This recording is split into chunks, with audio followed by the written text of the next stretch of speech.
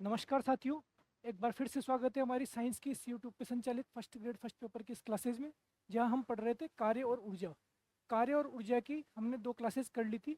उम्मीद है आपको पिछली क्लास बहुत अच्छे से पसंद आई होगी, क्योंकि उसमें जिस अकॉर्डिंग न्यूमेरिकल दिए गए मैथमेटिकल प्रश्न, उस अकॉर्डिंग ही एग्जाम में आने की सबसे ज़्यादा संभावना होती है।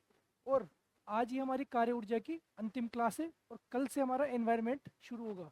ठीक है, तो स्टार्ट करते हैं कार्य और ऊर्जा। जहाँ की सबसे पहले हम देखते हैं कि कार्य ऊर्जा में आपके पास में शक्ति के भी प्रश्न पूछे जाते हैं। शक्ति के कैसे? आपसे ये पूछ लिया जाता है कि एक घर में 10 वाट का बल्ब 1 घंटे तक जलता है, तो उसमें कितने यूनिट बिजली खपत होगी। या 30 दिनों तक कोई भी उपकरण 4 बल्ब इतनी देर तक जलते हैं, तो उसमें कितनी उसमें विद्युत खपत होगी। 1 यूनिट क्या होता है, एक हॉर्स पावर कितना होता है। इस तरीके के क्वेश्चन आपसे पूछे जाते हैं, जो कि ऊर्जा का ही एक भाग होता है। हम ऊर्जा से रिलेट करके इसको पढ़ेंगे, तो इसलिए हम आज की स्टार्ट करते हैं शक्ति। तो शक्ति क्या होती है? पावर। आप सबने बचपन में देखा होगा शक्तिमान। तो उसी से हम स्टार्ट करते हैं कि शक्ति कैसे। ये शक्तिमान में आपको दिखाया गया कि उसके पास बहुत सारी पावर्स हुआ करती थी। उसी तरीके से शक्ति भी वही पावर की बात होती है कि कितनी उसके अंदर कितनी ज़्यादा पावर है। तो शक्ति को हम सीधे सीधे क्या बोलेंगे कि कार्य करने की दर को शक्ति कहते हैं। सिर्फ इतना सा आप ध्यान रखें कि कितना अच्छे से कार्य कर पा रहे हैं, कार्य कितना तेजी से कर पा रहे हैं, कार्य करने की क्षमता, उसकी कार्य करने की क्षमता कहलाती है शक्ति। जो कि दर के साथ, मतलब दर का मतलब हो गया समय का हमें इसमें भाग देना है। तो शक्ति का हमारा फॉर्मूला हो जाएगा कि शक्ति बराबर कार्य करने की दर। तो कार्य करने की दर, ये दर यानी कि समय का हमें भाग देना है। इस हिसाब से क्या हो गया कि जैसे प्रति सेकंड कितना कार्य किया जा रहा है या प्रति मिनट कितना कार्य किया जा रहा है, उस दर के आधार पे हमें किया गया कार्य शक्ति को बताता है। यदि मान लीजिए आप किसी चीज को, किसी दो तरीके के दो दो लोग हैं, अगर एक को कोई काम करने में कम समय लग रहा है और दूसरे को वो काम करने में ज़्यादा समय लग रहा है, तो जिसको कम समय लग रहा है, जिसको समय कम लग रहा है, यहाँ आप समझ जाएंगे कि जिसको समय कम लग रहा है, तो इसका मतलब उसके अंदर शक्ति क्या है? ज़्यादा। ठीक है। और जिसको अगर ज़्यादा समय लग रहा है, कोई किसी काम को, सेम काम को करने में कोई व्यक्ति ज़्यादा समय लगता है, यानी कि उसकी शक्ति कितनी है? कम। बस ये इनके अंदर रिलेशन होता है। आप किसी में भी, आप जिस जो भी हमने पहले बल में या ऊर्जा में जिस तरीके के फॉर्मूले देखे थे, उसी तरीके का ये फॉर्मूला है। बस संबंध आपको पता करना है। तो शक्ति की सबसे पहली चीज़ तो आपको मात्रक पता होना चाहिए। शक्ति के मात्रक बहुत अलग अलग मात्रक होते हैं और मात्रकों में ही उलझा करके क्वेश्चन पूछे जाता है, क्योंकि इसमें बहुत सारे ऑप्शन बनाए जा सकते हैं।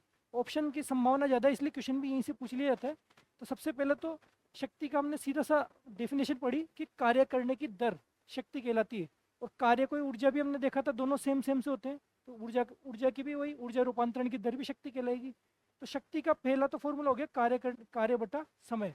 अब कार्य को हम क्या लिख रहे थे? कार्य को लिख रहे थे वाट। कार्य को जूल से, कार्य को जब हम लिख रहे थे, कार्य का मात्रक जूल था और समय का मात्रक होता है हमारे पास सेकंड। ठीक है। तो जूल बटा सेकंड भी क्या होता है? शक्ति। एक मात्रक तो सीधे सीधे ही जूल बटा सेकंड। या इसको आप ये भी लिख सकते हैं कि जूल और सेकंड को ऊपर की तरफ अगर ले आएंगे तो सेकंड को इनवर्स, इस तरीके से भी इसका मात्रक लिखा जा सकता है। अब ये जो जूल बटा सेकंड है, इसको हम क्या बोलते हैं? इसको हम बोल सकते हैं वाट, वोट या वाट। जैसे हम देखते हैं कोई बल्ब आता है हमारे पास में, या कोई भी CFL LED ट्यूबलाइट, या फिर चार्जर। चार्जर आजकल आता है कि 68 वाट का चार्जर है, या 100 वाट का चार्जर है, 125 वाट का, 30 वाट का चार्जर है, 10 वाट का बल्ब है, 20 वाट का बल्ब है, LED है। तो उस जो वोट की बात होती है, वो यहाँ पे क्या बताते हैं? उसकी शक्ति को। ये वोट या वाट जो बताता है, ये उसकी शक्ति को बताता है। तो शक्ति का एक मात्रक तो सबसे फेमस मात्रक होता है वाट, जो कि जूल बटा सेकंड भी लिखा जा सकता है। तो इसलिए हम इसको ऐसे भी लिख सकते हैं, P बराबर W बटा T। आपको पता ही है फॉर्मूला, मात्रक वाट। अब 1 वाट बराबर क्या हो गया? 1 जूल बटा 1 सेकंड। यानी कि 1 जूल कार्य करने में यदि 1 सेकंड का समय लगे, तो उसकी शक्ति कितनी होगी? 1 वोट। ये देख लो कि 1 वोट उस अभिकर्ता की शक्ति है जो 1 सेकंड में 1 जूल कार्य करता है। वही आपको डेफिनेशन पता, डेफिनेशन से लिख सकते हैं। अब किलोवाट, किलोवाट हम किसी भी चीज़ को अगर किलो से गुणा कर रहे हैं, वही जैसा मैंने बताया था कि जैसे कि अगर ग्राम है, तो जैसे कि 2000 ग्राम है, 2000 ग्राम में कितने किलोग्राम हुआ? तो किलो करने के लिए हमने क्या किया था? इसमें 1000 का भाग दिया था। ये 1000 का भाग देके तब हम इसको चेंज करके बोल सकते हैं कि 2 किलोग्राम। तो किलो के अवधारणा में आपको पता है कि किलो की अवधारणा में 1000 जुड़ा हुआ होता है। ठीक है। उसी तरीके से जब यहाँ पे वाट की बात करेंगे, हम बात करेंगे 1 किलोवाट। तो 1 किलो वाट, तो वाट को सीधे से हम 1000 से गुणा कर देंगे तो वापस से वो बन जाएगा हमारे पास 1 किलोवाट। यदि 1 वाट को 1000 से गुणा कर देंगे तो हमारे पास बनेगा 1 किलोवाट। ये हो गई किलोवाट की अवधारणा। इसको इंग्लिश में से लिख सकते हैं, किलो को के, वाट को डब्लू। 1 किलोवाट बराबर 1000 वाट या 1000 जूल बटा सेकंड। ये सिर्फ लिखने के तरीके वो किसी भी तरीके से दिया जा सकता है, इसलिए मैंने आपको सब तरीके से लिख करके बताया है। अब इतना सा अगर आपने सीख लिया तो इतना काफ़ी है, सफिशियंट है। बिल्कुल बेसिक क्वेश्चन के लिए आपको ये बस जो शक्ति का एक सिर्फ सिंपल सा ये फॉर्मूला P बराबर डब्ल्यू बटा टी, यानी कि शक्ति बराबर क्या हो गया, कार्य बटा समय। ये फॉर्मूला आपने याद कर लिया तो इस पे बेसिक हम सीधे सीधे इसके बेसिक क्वेश्चन करेंगे कि शक्ति बराबर होता है कार्य बटा समय। अब यहाँ पे क्वेश्चन 1 क्या बोल रहा है कि एक लैंप 1000 जूल विद्युत ऊर्जा 10 सेकंड में व्यय करता है, तो इसकी शक्ति कितनी होगी। ठीक है, यहाँ पे ये बोल रहा है कि एक लैंप जो कि 1000 जूल विद्युत ऊर्जा। अब ऊर्जा जो होता है वही कार्य होती है, आपको पता है ऊर्जा, या हम इसको लिख सकते हैं कार्य। और कार्य कितना दिया हुआ है आपको पता है 1000 जूल। दूसरी चीज इसमें दी हुई है कि 10 सेकंड में व्यय करता है, यानी कि टी, ये तो हो गया डब्ल्यू। और टी यानी कि समय आपको दिया हुआ है 10 सेकंड। तो आपसे पूछा गया है कि इसकी शक्ति कितनी है। शक्ति आपको पता है वही P बराबर क्या होता है, P बराबर W बटा T। ठीक है, W का मान आपको दिया हुआ है 1000 जूल और T समय आपको दिया हुआ है 10 सेकंड। तो आपके पास में क्या हो गया, जूल बटा सेकंड का मतलब क्या होता है, वाट। सीधा से ये तो पता लग गया कि ये तो आ गया वाट, और 10 से 10 गई तो यहाँ पे आपके पास आ गया 100 वाट। इसकी शक्ति क्या होगी, पावर, इसकी पावर होगी 100 वाट। ऐसे सिंपल से आपको क्वेश्चन अगर आपको करने आ गए तो क्वेश्चन वहाँ पे सिंपल ही पूछे जाते हैं, बस उसको थोड़ा सा टिपिकल कर दिया जाता है, या हम अपने दिमाग में उसको टिपिकल बना लेते हैं। आपको सिंपल से क्वेश्चन करने आने चाहिए। तो ये हो गया, आपको यहाँ पे दिया हुआ था क्या, W, और यहाँ दिया हुआ था T। W बटा टी आपको सीधे सीधे भाग देना था, और ये हो गया P बराबर W बटा टी 100 वाट। चलते हैं नेक्स्ट क्वेश्चन पे। ये तो बहुत बेसिक क्वेश्चन था। आगे देखेंगे कि एक लड़की का भार 400 न्यूटन है और एक रस्से पर 8 मीटर की ऊंचाई तक चढ़ती है, तो इस कार्य को पूरा करने में अगर 20 सेकंड का समय लेती है तो उसकी शक्ति क्या होगी, ये यहाँ पे पूछा गया है। अब आप सबसे पहले तो इसको लिख लीजिए कि भार जो दिया है वो आपका दिया है 400 न्यूटन। फिर इसकी ऊंचाई यानी कि हाइट दी है आपके। हाइट को डिस्टेंस से भी लिख सकते हैं, हाइट लिखो या डिस्टेंस लिखो। ये हो गई आपकी 8 मीटर। और कार्य को पूरा करने में समय लगता है आपका 20 सेकंड। तो इससे पूछी गई है उसकी शक्ति कितनी होगी। अब शक्ति कितनी होगी ये जब आपसे पूछा गया है तो आपको शक्ति का एक फॉर्मूला पता है कि P बराबर क्या होता है, W बटे टी, कार्य करने की दर। अब कार्य करने की आपको दर पता है, लेकिन यहाँ पे आपको कार्य नहीं बताया गया। दर T का मान तो आपको पता है कि T तो 20 सेकंड है, लेकिन W यानी कि कार्य, वर्क आपको नहीं पता। वर्क का फॉर्मूला हमने पिछली क्लास में पढ़ा था, आपको याद होगा तो बल गुणा बल की दिशा में विस्थापन, ऐसा कुछ याद आ रहा होगा। तो उस फॉर्मूले से अगर आपको पता है तो हमें पहले इसमें निकालना पड़ेगा वर्क कितना हो रहा है। वर्क का पता अपना क्या पता होता है, W बराबर क्या होता है, बल गुणा बल की दिशा में विस्थापन।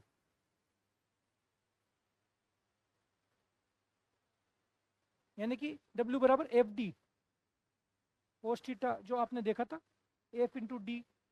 और कोस थीटा अगर सेम दिशा में होता है तो कोस थीटा का मान 0 रख करके उसका मान हो जाता है 1। तो W बराबर एफ डी आपके पास में ये कार्य का फॉर्मूला था। अब आप यहाँ पे देख लीजिए डी यानी कि डिस्टेंस आपको दी हुई है 8 मीटर, और एफ क्या होता है, बल। अब आप देख लीजिए उसका भार दिया गया है 400 न्यूटन में। 400 न्यूटन में उसका भार दिया गया है, मतलब कि वो ऊपर जब चढ़ रही है तो उसको इतना बल लगाना पड़ रहा है। पहली बात तो न्यूटन देख करके आपको समझ जाना चाहिए था कि यहाँ पे जो एफ कितना आएगा, एफ आएगा यहाँ पे 400 न्यूटन। यानी कि इसमें इस फॉर्मेट में ये क्वेश्चन दिया है। सबसे पहले आपको इससे क्या निकालना पड़ेगा, डब्ल्यू का मान। इस फॉर्मेट में जब यहाँ पे क्वेश्चन दिया है डब्ल्यू का मान निकालने के लिए आपको क्या करना पड़ेगा, 400 न्यूटन इंटू 8 मीटर, और न्यूटन इंटू मीटर आपको अच्छे से पता है, और 400 इंटू 8 ये तो आ गया 3200। अब जब W का मान आपके पास आ गया, T का मान आपके पास पता है, तो आप इसका मान सीधे सीधे रख सकते हैं 3200 बटा 20 सेकेंड, ये जूल। 3200 न्यूटन इंटू मीटर आया था, न्यूटन इंटू मीटर यहाँ पे जूल। अब यहाँ पे आप इसको सीधे से भाग देंगे तो आपके पास में क्या आ जाएगा, 0 से गया 0 और 2 से गया ये, यहाँ पे आपके पास आ जाएगा 160 वाट। सिंपल सा, बस इसमें एक स्टेप ज़्यादा बढ़ा दी गई। कैसे क्या किया कि क्वेश्चन में आपको दिया है कि एक लड़की का भार 400 न्यूटन है, न्यूटन पहली चीज़ ये दी गई है। दूसरी चीज़ 8 मीटर की ऊंचाई पर चढ़ती है, और तीसरी चीज़ दी गई समय। ठीक है, हमें चाहिए समय जो कि हमें पास दिया हुआ है। अब दूसरी चीज़ हमें चाहिए कि कितना कार्य हुआ। अब कार्य डायरेक्ट नहीं दे करके इसने क्या दिया, बल और बल की दिशा में विस्थापन। ऊपर की दिशा में वो बल लगा रही है उस रस्सी को पकड़ करके, और उतनी दिशा में, उसी दिशा में, ऊपरी दिशा में जा रही है, और ऊपर की दिशा में 8 मीटर की ऊंचाई पे जा रही है। बल की दिशा में विस्थापन कितना हो रहा है, 8 मीटर। तो बल गुणा बल की दिशा में विस्थापन आपके पास कितना आ गया, कार्य। बस पिछली क्लास का जो फॉर्मूला था वो यहाँ पे उपयोग आ गया। एक स्टेप ज़्यादा इस तरीके से घुमा के क्वेश्चन दे दिए जाते हैं। मैंने कहा था कि टफ होते नहीं है, टफ बना दिया गया। गुणा असल में आपने क्या किया, सिर्फ यही किया। पहले आप सिर्फ P बराबर W बटे T कर रहे थे, अब की बार W डायरेक्ट नहीं दे करके उसको इस फॉर्मेट में दे दिया कि 400 इंटू 8, इस फॉर्मेट में दे दिया। अब ये हो गया W बटे T। बस इसी को सोल्व करना है, इसी को सोल्व करके आपके पास आ गया 160। बस फॉर्मेट चेंज करके आपको डायरेक्ट W का मान नहीं दे करके आपको निकालना पड़ेगा। ऐसे क्वेश्चन में फॉर्मूलों को उलझाने के लिए जानबूझ करके उसमें थोड़ा सा एक स्टेप बढ़ाने के लिए इस तरीके से दे दिए जाते हैं। अब चलते हैं आगे, ये आप चाहिए तो स्क्रीनशॉट ले लीजिए। ठीक है, आगे चलते हैं। आगे अब ये तो हो गया हमारे पास में शक्ति के बेसिक क्वेश्चन, शक्ति क्या।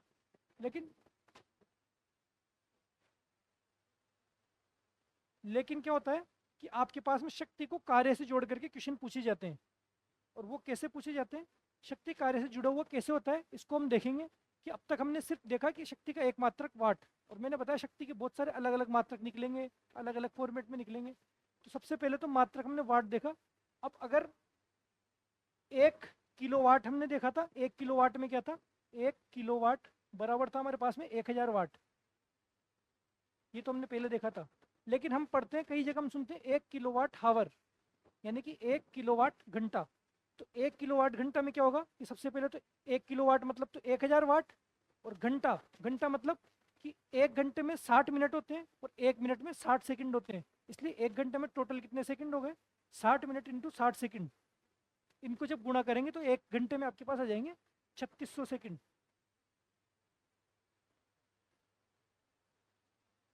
ये तो आ गया आपके पास 3600 सेकंड, और 1 किलो का मतलब हो गया 1000 वाट।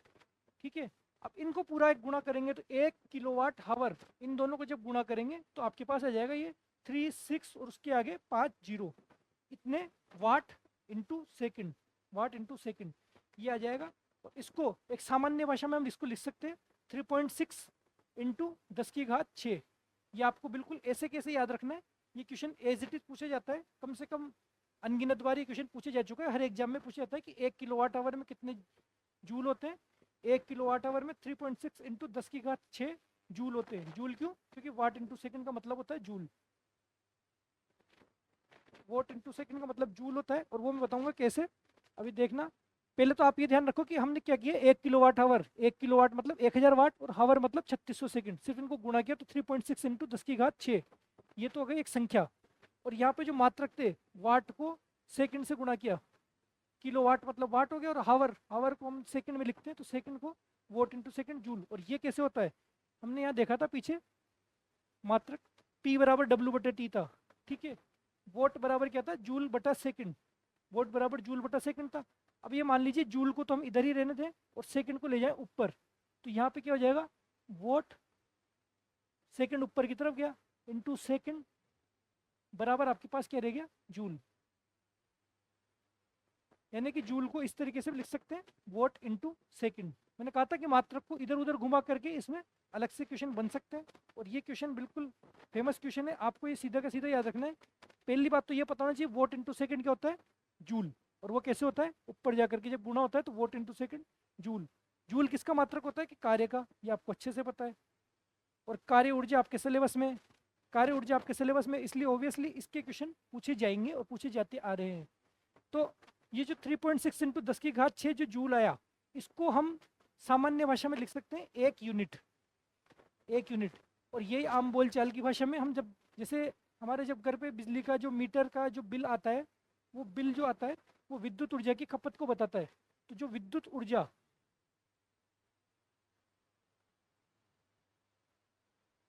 विद्युत ऊर्जा का जो सामान्य बोलचाल की भाषा में जो होता है वो 1 यूनिट में उसका मात्रक दिया जाता है। हमारे घर पे जो बिल आता है उसमें यही लिखा हुआ आता है कि कितने यूनिट की खपत हुई। 100 यूनिट का बिल आया, 200, जैसे सरकार अभी 100 यूनिट फ्री कर दी, 150 यूनिट, 200 यूनिट, वो यूनिट में मात्रक में आता है।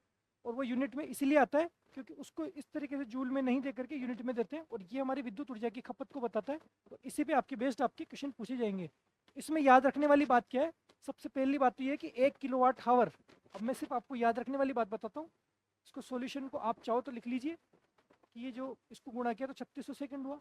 आपको सिर्फ इसमें ये याद होना चाहिए कि 1 किलोवाट आवर मतलब क्या होता है, 3.6 इंटू 10 की घात 6 जूल। सबसे पहली चीज़ तो ये याद होनी चाहिए। और दूसरी चीज़ क्या होनी चाहिए, ये जो 3.6 इंटू 10 की घात 6 जूल है, इसी को हम क्या लिखते हैं, 1 यूनिट। इसी को हम लिखते हैं 1 यूनिट। बस केवल इतना सा, ये 2 स्टेप आपको याद कर लेनी है सीधे के सीधे, कि 1 किलोवाट आवर, आपको कैलकुलेशन भी नहीं करनी, सिर्फ ये पता होना चाहिए कि 1 किलोवाट आवर मतलब 3.6 इंटू 10 की घात 6 जूल, और इसका मतलब होता है 1 यूनिट। यहाँ तक अगर आप समझ चुके तो हम चलते हैं अपने नेक्स्ट क्वेश्चन पे। नेक्स्ट क्वेश्चन है कि एक 100 वाट का बल्ब 20 घंटे जलाया जाता है। बहुत ध्यान से देखना, ये क्वेश्चन पूछने की सर्वाधिक संभावना, इसी तरीके के क्वेश्चन आपसे पूछे जाते हैं। क्या पूछा जाता है कि एक कोई भी बल्ब दे दिया कि 100 वाट का बल्ब, मान लीजिए कितना, 100 वाट, और कितनी देर जलाया जाता है, 20 घंटे।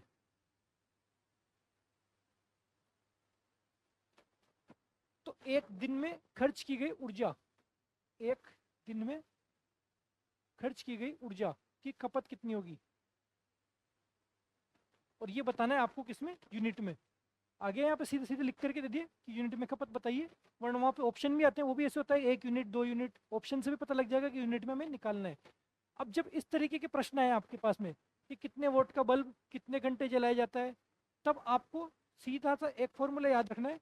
और वो फॉर्मूला क्या होगा, आपको इसमें जितने भी वोट दिए हुए हों, वोट जितने भी घंटे दिए हुए हों इंटू घंटा, उनको गुणा करना है। या आपके पास में जितने भी उपकरण दिए हुए हों, या तो आपके पास में एक बल्ब दिया है, वहाँ पे आपको बोल दे कि 4 बल्ब जलाए जाते हैं, तो आपको उपकरणों की संख्या,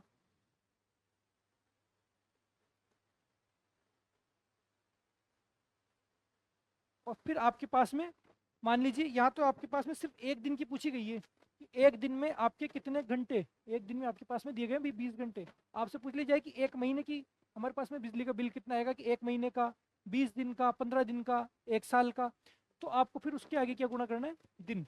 जो भी आपको दिया हुआ है उन सबको करना है गुणा इससे। और फिर आपको, क्योंकि किलोवाट आवर में हम देते थे 1000 का भाग, किलो में इसको निकालने के लिए ये हो गया 1000 का भाग।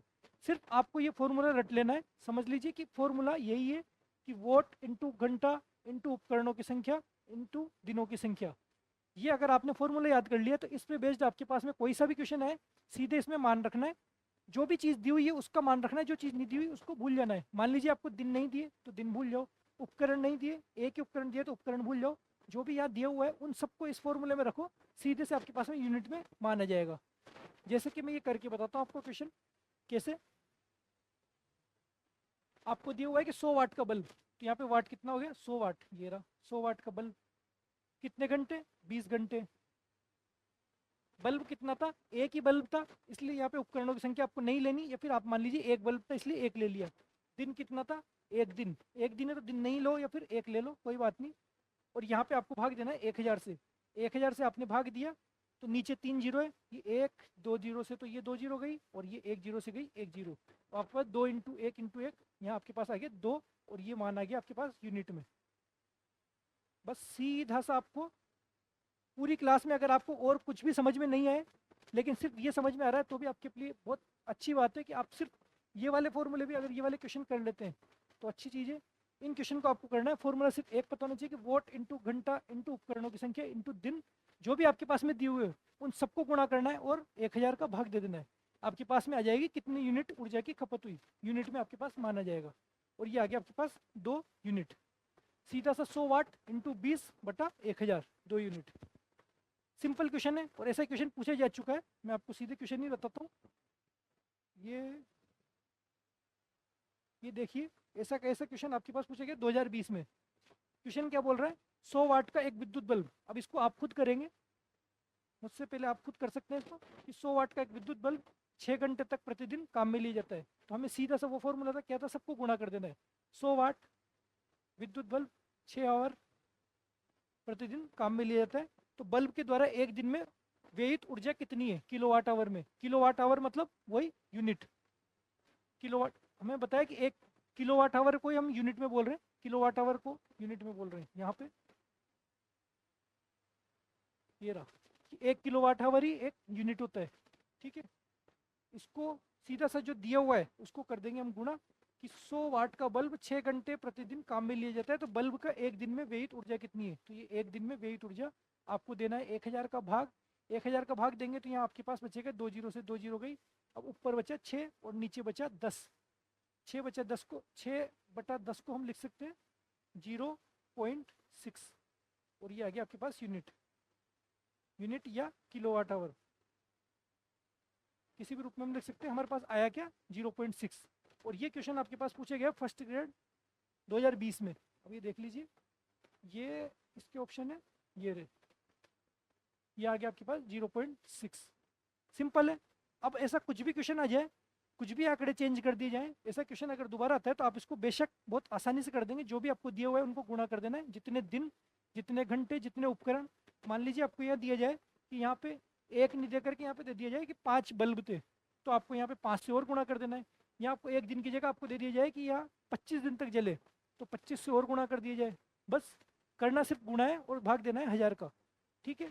बहुत आसान क्वेश्चन होते हैं, आप इनको आराम से कर सकते हैं। चलते हैं आगे। फर्स्ट टाइप हमारा हो चुका क्वेश्चन का। अब सेकंड टाइप कैसे, हमसे पूछ लिया जाता है कि ऊर्जा का रूपांतरण, क्योंकि चैप्टर हमारा ऊर्जा है, तो ऊर्जा का रूपांतरण पूछ लिया जाता है कि किस चीज़ में कौन सी ऊर्जा तो आ रही है और कौन सी ऊर्जा निकल रही है। जो ऊर्जा बनती है उसके रूपांतरण के बिल्कुल बेसिक से आप इसको आराम से समझ जाएंगे, रटना कुछ भी नहीं है। जैसे कि सौर सेल, सौर सेल क्या होता है, सोलर प्लेट। आजकल हम देखते हैं सौर ऊर्जा की बहुत नीतियाँ चल रही है, सौर नीति। सोलर की कुछ भी हो, सौर प्लेट, सोलर सेल, सौर बैटरी, कुछ भी चीज़ हो अगर सौर ऊर्जा का, तो हम उसको क्या करते हैं, सोलर प्लेट को हम रखते हैं धूप में। हमने देखा छतों पे हमारे सोलर प्लेट लगाई जाती है। ये कोई भी चीज़ सोलर बैटरी से चलने वाली कोई भी चीज़ होती है तो उसको हम सोलर कुकर, उसको रखते हैं हम धूप में। वो धूप से ऊर्जा लेता है, ठीक है। धूप उसके, जब धूप उसके ऊपर पड़ेगी, सूर्य का प्रकाश उसके ऊपर पड़ेगा, तो वो सूर्य के प्रकाश से ऊर्जा लेगा और फिर वो उसको कन्वर्ट करेगा दूसरी चीज़ में। तो सबसे पहली चीज़ तो इनपुट तो क्या हो रहा है इसके अंदर, कौन सी चीज़ तो अंदर आ रही है, सौर सेल में प्रकाश ऊर्जा, सूर्य का प्रकाश आ रहा है, इसलिए उसके अंदर क्या आ रही है, ऊर्जा। हमें इसमें सिर्फ ये बताना है कि कौन सी चीज़ आ रही है और कौन सी चीज़ निकल रही है, क्या चीज़ ये लेकर के उसको कन्वर्ट करके क्या चीज़ बना रहा है, ये चीज़ हमें पता होनी चाहिए। तो सौर सेल जो होता है ये प्रकाश ऊर्जा को लेता है और विद्युत ऊर्जा में बदलता है। अब सीधी सी बात है, सेल है, सेल क्या काम आता है, सेल बनाते हैं ऊर्जा। जैसे कि बिजली से ऊर्जा प्राप्त होती है वैसे सेल से भी ऊर्जा प्राप्त होती है, तो वो विद्युत ऊर्जा में इसको कन्वर्ट कर देता है। किसको, अब सौर का कुछ भी हो, सौर सेल हो, सोलर प्लेट हो, वो सब क्या करेंगे, लेंगे तो प्रकाश ऊर्जा ही। सूर्य की बिजली से, सूर्य की ऊर्जा से चलते हैं, इसलिए वो प्रकाश ऊर्जा लेंगे और विद्युत ऊर्जा निकालेंगे। बस क्या ले रहे हैं और क्या निकाल रहे हैं, बस ये पता होना चाहिए आपको कि किससे किस में ऊर्जा का रूपांतरण कर रहे हैं, ऊर्जा का, एनर्जी का कन्वर्जन किस में कर रहे हैं। फिर डायनेमो, डायनेमो एक यंत्र था, हमने 10th में पढ़ा होगा, डायनेमो का चित्र भी आता था, डायनेमो का आविष्कार वगैरह, वो पूरा घुमाया जाता था उसको, डायनेमो को घुमा करके। अब उसको घुमाते थे, वो घुमाते थे, चाहे हाथ से घुमाए चाहे मशीनों से घुमाए, लेकिन वो क्या होता था, यांत्रिक ऊर्जा यंत्र द्वारा दी जा रही है उसको, वो मतलब जो उसके अंदर दी जा रही है वो तो हो रही है यांत्रिक ऊर्जा, और जो बाहर निकल रही है, बाहर निकल रही है वो हो रही है विद्युत ऊर्जा। यहाँ भी आपके पास में क्या बाहर निकल रही है, कि डायनेमो से विद्युत बनाई जाती थी। सोलर सेल से भी क्या बनाए जा रहे हैं, विद्युत बनाई जा रही है। सोलर प्लेट हमारी छत पे क्यों लगाए जाते हैं, ताकि हमारे पास में विद्युत यानी कि बिजली बन सके और बिजली से हमारे सारे उपकरण चल सके। तो बना तो क्या रहे हैं सोलर सेल से भी बिजली, वैसे डायनेमो से भी क्या बना रहे हैं, बिजली यानी कि विद्युत ऊर्जा, और दी क्या जा रही है उसको यांत्रिक ऊर्जा। साइकिल में भी हमारे पास पहले प्रयोग किए गए, साइकिल के पहिए के साथ में उसको लगा करके डायनेमो को घुमा करके यांत्रिक ऊर्जा उसको दी गई। तो जो यांत्रिक ऊर्जा से विद्युत ऊर्जा बनाई गई है, सिर्फ ये पता रखना है। ऐसे विद्युत मोटर, अब विद्युत मोटर है, मोटर जो पानी भरने की मोटर होती है हमारे पास में, उसी मोटर की बात है विद्युत मोटर। वो किससे चलती है, विद्युत मोटर कब चलती है, जब उसका प्लग आप लगाएंगे और स्विच ऑन करेंगे। तो प्लग लगा रहे हैं और स्विच ऑन कर रहे हैं, यानी कि उसको क्या दी गई, बिजली। बिजली यानी विद्युत, विद्युत उसको दी गई तब जाकर के वो मोटर ऑन होती है। तो आपको समझ में आ गया कि विद्युत ऊर्जा को, विद्युत मोटर को तो क्या दिया जा रहा है, सबसे पहले देंगे तो क्या, विद्युत। मोटर कब ऑन होगी, जब उसको हम देंगे लाइट, बिजली, विद्युत, इलेक्ट्रिसिटी। जब हम उसको इलेक्ट्रिसिटी देंगे यानी कि विद्युत देंगे तब तो वो ऑन होगी। और फिर उसमें क्या होगा, घूमेगा, घूम करके वो क्या करेगा, उसमें यंत्र यंत्र काम करेगा उसका। ये समझ लीजिए आप, उसका यंत्र तब काम करेगा जब उसको विद्युत दी जाएगी। तो विद्युत तो वो ले रही है और बाहर क्या निकाल रही है, यांत्रिक ऊर्जा। उस यांत्रिक ऊर्जा से वो क्या कर रही है, पानी को खींचती है। तो ये आपको बहुत अच्छे से, अब इसमें कंफ्यूज किसी में नहीं होना, रटने की बात नहीं है, सिर्फ आपको ये समझ में आना चाहिए कि क्या लिया जा रहा है और क्या निकल रहा है। तो विद्युत मोटर है, ऑब्वियसली जब उसको विद्युत में लगाएंगे तभी जाकर के वो ऑन होगी। नेक्स्ट आगे देखेंगे, माइक्रोफोन। माइक्रोफोन मतलब माइक, जैसे कि ये एक माइक है, ये रहा एक माइक, और आपके पास फ़ोन में भी नीचे एक माइक होता है, या कुछ भी जो हम ऐसे बोलते हैं वो माइक। उस माइक में क्या होता है, जब बोल रहे हैं, जैसे मैं यहाँ बोल रहा हूँ, तो इसमें क्या दे रहा हूँ मैं, इसको ध्वनि। सबसे पहले इसको दी जा रही है ध्वनि, और ये ध्वनि आप तक कैसे पहुंच रही है, ये ध्वनि संकेतों में परिवर्तित हो रही है। संकेतों में परिवर्तित होकर के ये विद्युत ऊर्जा के थ्रू आपके पास में, आपके घरों तक पहुंच पा रही है। ये माइक्रोफोन में सबसे पहले क्या हो रहा है, ध्वनि ऊर्जा, इसको क्या दी जा रही है, ध्वनि। ये आपको पता रखना है कि माइक्रोफोन को दी गई ध्वनि, और फिर वो उसको कन्वर्ट करेगी विद्युत ऊर्जा में। ठीक है। ऐसे लाउड स्पीकर है, घर में जो स्पीकर होता है, जैसे आपके फ़ोन का स्पीकर है, या आपके पास ईयरफोन है, या कोई सा भी लाउड स्पीकर जो भी है, जैसे लाउड स्पीकर आप स्पीकर समझ लीजिए। वो क्या करेगा, वो कब काम करेगा, जब सबसे पहले तो उसको वही वापस प्लग लगाएंगे और बिजली ऑन करेंगे। जब उसको चार्ज करेंगे या फिर लाइट से जब उसको ऑन करेंगे, तो सबसे पहले उसको दी जाएगी बिजली, यानी कि इलेक्ट्रिसिटी, यानी कि विद्युत। दी गई उसको विद्युत ऊर्जा, और वो कन्वर्ट करके बाहर क्या निकाल रहा है, बाहर आवाज़ निकाल रहा है। तो आवाज़ क्या निकालना, क्या हो गया, ध्वनि ऊर्जा में। ठीक है। इसको रटने की कोई भी चीज़ नहीं है, आपको बहुत लॉजिकली इसको समझना कि लाउड स्पीकर क्या होगा, कि बिजली देने पर तो वो ऑन होगा, और बाहर क्या निकालेगा, आवाज़ें, आवाज़ निकालेगा, इसलिए विद्युत ऊर्जा को ध्वनि ऊर्जा में बदल रहा है। ऐसे बल्ब, ट्यूबलाइट या हीटर, मान लीजिए हीटर है या ट्यूबलाइट है या बल्ब है, ये कब ऑन होंगे, ये भी तभी ऑन होंगे जब उसमें बिजली दी जाएगी, या उसका स्विच ऑन करेंगे, इलेक्ट्रिसिटी उसको दी जाएगी, यानी कि विद्युत ऊर्जा तो उसको दी गई। और बाहर क्या निकल रहा है, जैसे बल्ब या जो होते हैं वो रोशनी देते हैं, रोशनी तो क्या होता है, प्रकाश। दी तो गई उनको विद्युत ऊर्जा, और बाहर क्या निकला, एक तो निकला प्रकाश। सबसे पहले जो भी ये लाइट और ये जो बल्ब, ट्यूबलाइट, ये सब है, इनसे क्या निकला, प्रकाश। एक तो प्रकाश ऊर्जा निकली। दूसरा क्या निकला, कि बल्ब को देखोगे आप तो उसके आसपास का एरिया गर्म भी हो जाता है, ये हीटर होता है। हीटर तो काम ही गर्मी देने का होता है, तो वो दूसरी क्या चीज़ दे रहे हैं, उष्मा। बल्ब के आसपास का एरिया क्या हो जाता है, गर्म हो जाता है, तो वो प्रकाश भी दे रहा है और उष्मा भी दे रहा है, और हीटर भी उष्मा दे रहा है। तो ये बाहर क्या निकाल रहा है, प्रकाश और उष्मा। आपको बस ये पता रखना है कि कौन सी ऊर्जा वो ले रहे हैं और कौन सी ऊर्जा वो निकाल रहे हैं, यानी कि ऊर्जा का वो रूपांतरण कर रहे हैं आपस में। ऊर्जा का कन्वर्जन आपको याद रखना है। अब मोमबत्ती का जलना, मोमबत्ती क्या है, मोम। मोम एक जलेगा और जल के वो देगा प्रकाश। ठीक है। तो जो जल रहा है वो क्या चीज़ है, वो एक रसायन है। मोम एक कोई तत्व है, तो मोम जो जल रहा है तो वो रसायन है, यानी कि रासायनिक ऊर्जा तो वो ले रहा है, और कन्वर्ट किस में कर रहा है, प्रकाश में। प्रकाश, और साथ में वो गर्मी पैदा करता है, आग निकाल रहा है तो गर्मी तो करेगा ही सही, इसलिए प्रकाश और उष्मा में उसको कन्वर्ट कर रहा है। इसी तरीके से कोयला है, पेट्रोल है, कोई भी चीज़ है आपके पास में, वो भी क्या करेंगे, वो भी रसायन तो लेंगे, और रसायन, कोयला या पेट्रोल या कोई सी भी चीज़ जो जलने वाली चीज़ है, वो क्या करेगी, वो रसायन ही तो है, वो तत्व, वो रासायनिक ऊर्जा को तो लेंगे, और बाहर क्या निकालेंगे, वो उष्मा, वो गर्मी देंगे, इसलिए हीट, उष्मा निकालेंगे। जैसे कोयले से आपके पास ट्रेनें चलती है, तो वो किससे चलती है, उष्मा ऊर्जा से। आगे देखेंगे, विद्युत सेल। अब विद्युत सेल है, विद्युत सेल के अंदर क्या है, वो एनोड कैथोड जो बनाया गया था विद्युत सेल, शुष्क सेल, सी संचायक सेल, जो हम बचपन में पढ़ते आ रहे हैं, वो सारे सेलों में क्या होता था, उसमें आपके पास में तक इसमें ये धातु भरी गई, इसका जिंक का कैथोड, एनोड, और ये सारी चीज़ें वो रासायनिक अभिक्रिया करते थे, और उसके बाद में क्या निकालते, सेल से, में क्या, सेल से विद्युत ही प्राप्त होती है। किसी भी खिलौने में, रिमोट में, जब भी हमारे पास में सेल लगाया जा रहा है, तो वो क्या कर रहा है, उसको विद्युत देने का ही काम कर रहा है। हमें कम मात्रा में विद्युत चाहिए होती है, इसलिए हम सेल लगाते हैं। तो सेल दे रहे क्या है, विद्युत।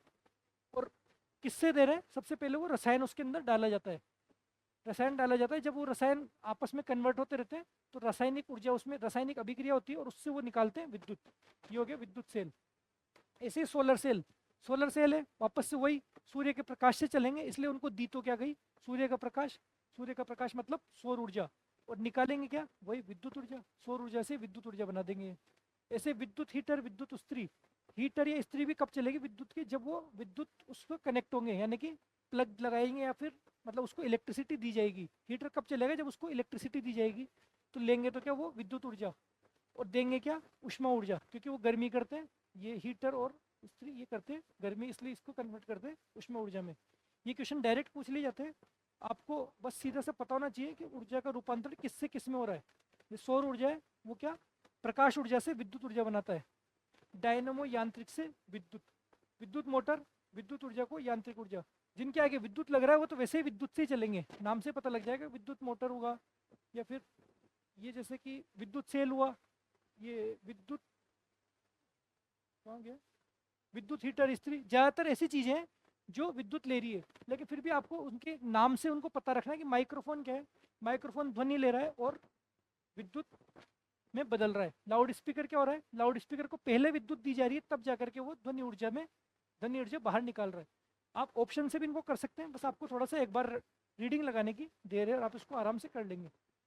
चलेंगे हम आगे क्वेश्चन पे। ये क्वेश्चन आपने कर लिया, ये क्वेश्चन आपके पास में फर्स्ट ग्रेड में पूछा गया, और ये क्वेश्चन आपको बिल्कुल नहीं भूलना।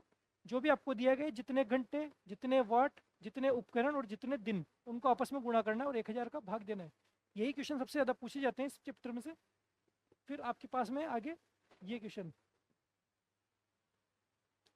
ये क्वेश्चन ये बोलता है, ये एनसीईआरटी का एग्जाम्पल है। क्वेश्चन बोल रहा है 50 किलोग्राम द्रव्यमान का एक लड़का एक सोपान पर दौड़ करके 45 सीढ़ियाँ 9 सेकंड में चढ़ता है, तो प्रत्येक सीढ़ी की ऊंचाई 15 सेंटीमीटर हो, तो शक्ति का परिकलन कीजिए यदि जी का मान इतना हो।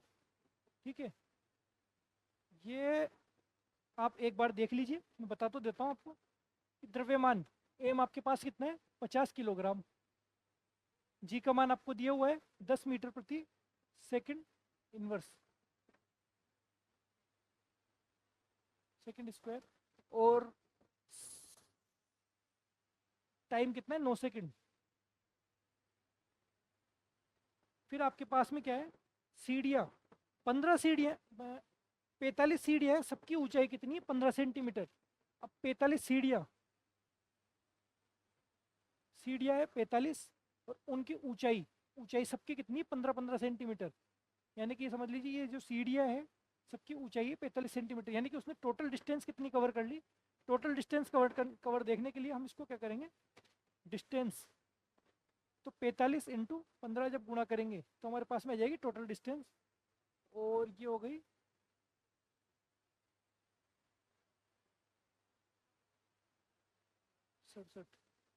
675 सेंटीमीटर। 675 सेंटीमीटर ये हो गया हमारे पास डिस्टेंस। अब आपके पास में पूछा गया है कि उसकी शक्ति का परिकलन कीजिए। शक्ति का परिकलन करना है तो वही आपको पता है कि शक्ति का मतलब होता है P बराबर W/T। लेकिन यहाँ पे W दिया हुआ नहीं है सीधा सीधा, T का मान तो दिया हुआ है कि T तो हमारे पास मिल गया, W दिया हुआ नहीं है, आपको दिया है M, G और डिस्टेंस। W वही वर्क, वर्क यानी कि बल गुणा बल की दिशा में विस्थापन, यानी कि FD/T ये होता है हमारे पास में फॉर्मूला। इसको लिख सकते हैं W को FD में। D का मान भी आपके पास दिया हुआ है, T का मान भी आपके पास दिया हुआ है, लेकिन बल भी आपको नहीं दिया हुआ। बल भी नहीं दिया हुआ, आपको क्या दिया है, सिर्फ द्रव्यमान और गुरुत्वीय त्वरण। तो जब आपके पास में चाहिए क्या, F का मान, और दिया हुआ क्या है M और T का मान, तो यहाँ हम क्या करेंगे कि बल को लिख सकते हैं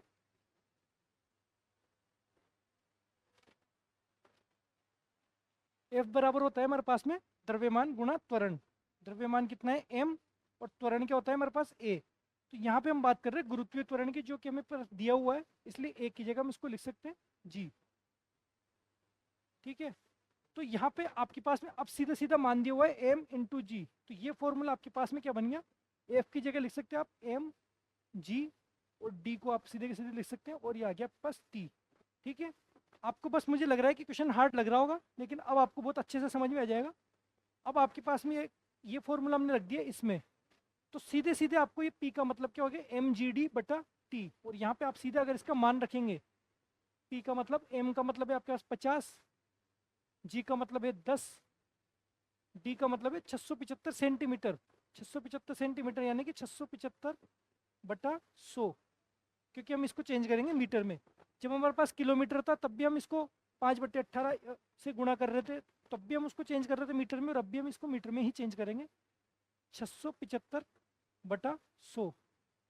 और यहाँ पे आपके पास में क्या होगा, टी। टी कितना है, 9 सेकेंड। तो बस इसको जब सोल्व कर लेंगे, ये 2 जीरो से गई 2 जीरो, और 9 से गया ये 9, 75 बार, 75 इंटू 5,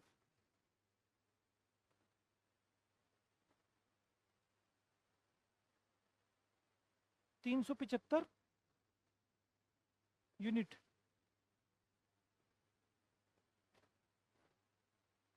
375 वाट, ये हमारे पास आएगा पी का मान। अब इसको मैं आपको दोबारा बताता हूँ, आपको ज़्यादा इसमें लोड नहीं लेना। कैसा क्या करना है, ये तो आपके पास में सीधे सीधे दिए हुए थे। पी का मान क्या होता है, डब्ल्यू बटा टी, और डब्ल्यू को हम लिख सकते हैं एफ इंटू डी, यानी कि बल गुणा बल की दिशा में विस्थापन। अब आपके पास में यहाँ पे बल भी नहीं दिया, बल को हम लिखते हैं क्या, द्रव्यमान इंटू त्वरण। तो द्रव्यमान और त्वरण में यहाँ पे मान दिया हुआ था, इसलिए इन सबका गुणा किया और टी का भाग दे दिया गया। इतना ये क्वेश्चन था। अब ये क्वेश्चन, ये मान लीजिए कि यहाँ पे आपके बुक का क्वेश्चन है, इसलिए मैंने ये ले लिया। बाकी इतना टफ क्वेश्चन पूछा नहीं जाता। अगर आपको उसको समझ में भी नहीं आया तो आप इसको स्किप कर सकते हैं, ये तो बीच में आ गया था इसलिए मैंने बता दिया, पर आप उसको स्किप कर लीजिए, क्योंकि इसमें आपके पास में ज़्यादातर सिंपल क्वेश्चन ही पूछे जाते हैं। शक्ति के क्वेश्चन बहुत सिंपल पूछे जाएंगे तो आपसे ऊर्जा के क्वेश्चन पूछे जाएंगे, इसलिए आप चाहो तो इसको छोड़ सकते हैं। आगे हम देखेंगे नेक्स्ट क्वेश्चन, कि एक विद्युत हीटर की घोषित शक्ति 1500 वाट है। विद्युत हीटर की शक्ति कितनी है, P बराबर 1500 वाट, और यह 10 घंटे में कितनी ऊर्जा का उपयोग करेंगे। तो टाइम बराबर आपके पास है 10 आवर, इसमें कितनी ऊर्जा का उपयोग करेंगे, ऊर्जा आपसे पूछी गई है। सीधी सी बात है, आपके पास एक ही फॉर्मूला, इसी तरीके के क्वेश्चन यहाँ पूछे जाते हैं, बिल्कुल जो एक स्टेप 2 स्टेप में हो जाए, ज़्यादा आपसे ज़्यादा डीप नहीं पूछे जाएंगे। वो 10th की बुक का ही क्वेश्चन है, लेकिन इतने डीप यहाँ पे जो कंपटीशन एग्जाम में नहीं पूछे जाते। आप तो बस इन क्वेश्चन पे ज़्यादा फोकस करना। तो P बराबर W बटा T। P का मान आपके पास में 1500 वाट, W का 1500 वाट, और W का मान आपके पास में क्या है, पूछा गया है W क्या है, कि है कितनी ऊर्जा, और T का मान क्या है आपके पास 10 आवर। तो आप क्या करेंगे, इसको W का मान निकालने के लिए इसको ऊपर ले जाकर के गुणा करेंगे। तो यहाँ क्या करेंगे, 1500 वाट गुणा 10 घंटे बराबर आपके पास आ जाएगी W। अब W यहाँ पे आपके पास क्या हो गया, 15 इंटू 10 यानी कि 15,000 वाट। 15,000 वाट इंटू हावर, यह कि W का मान। लेकिन 15,000 वाट इंटू आवर आया। अब इसको हम किलो वाट आवर में भी निकाल सकते हैं। किलो के लिए निकालने के लिए हम क्या करेंगे, इसमें 1000 का भाग। तो जब इसमें हम 1000 का भाग देंगे तो आपके पास क्या आ जाएगा, ये 15 किलो वाट आवर, ये आ जाएगा W का मान। दोबारा देखेंगे इस क्वेश्चन में क्या दिया हुआ था, कि P का मान था आपके पास 1500 वाट, जो कि घोषित शक्ति है। शक्ति का मान आपके पास 1500 वाट था। टाइम आपको दिया गया था कि 10 घंटे। टाइम जब 10 घंटे आपको दिया हुआ है, और पूछा क्या है कि इसकी ऊर्जा कितनी उपयोग में ली जा रही है। ऊर्जा जब आपसे पूछी गई तो वही P बराबर W बटा टी। यहाँ आपको ये फॉर्मूला याद रखना है। इस फॉर्मूले में आपने मान रखा इधर 1500 W बटा 10 आवर, 10 ऊपर जाकर के गुणा हुआ तो आपके पास आया 15,000। 15,000 आपके पास वाट इंटू हावर है। और अगर आपको किलो वाट हावर में चाहिए, ऑप्शन किसी भी तरीके से पूछा जा सकता है। यहाँ 15,000 वाट इंटू हावर भी हो सकता है, या 15 किलो वाट हावर भी हो सकता है। आप क्वेश्चन तो कर लेंगे, लेकिन आपको ऑप्शन के अकॉर्डिंग उसमें आंसर देना पड़ेगा। आंसर आपके पास आ चुका होगा, 15,000 आ जाएगा, लेकिन वहाँ पे ऑप्शन में ये दे दे कि 15 किलो वाट आवर या 1.5 किलो वाट आवर या 1500 किलोवाट आवर, या एक और आपके पास देंगे 15,000 किलोवाट आवर। मुझे उम्मीद है आप ज़्यादातर बच्चे इसमें यही करके आएंगे, 15,000 किलोवाट आवर। जबकि आपको यहाँ देखना है आपके पास ये वाट इंटू आवर चल रहा था, हमने जब इसको चेंज किया किलो में जब भाग दिया तब जाकर के हमारे पास आया 15 किलोवाट आवर। 15,000 किलोवाट नहीं है, ये है 15,000 वाट आवर। ऑप्शन में ये चीज़ जरूर देखनी है, इसमें किलोवाट आवर दिया हुआ है या वाट आवर दिया है या जूल दिया है।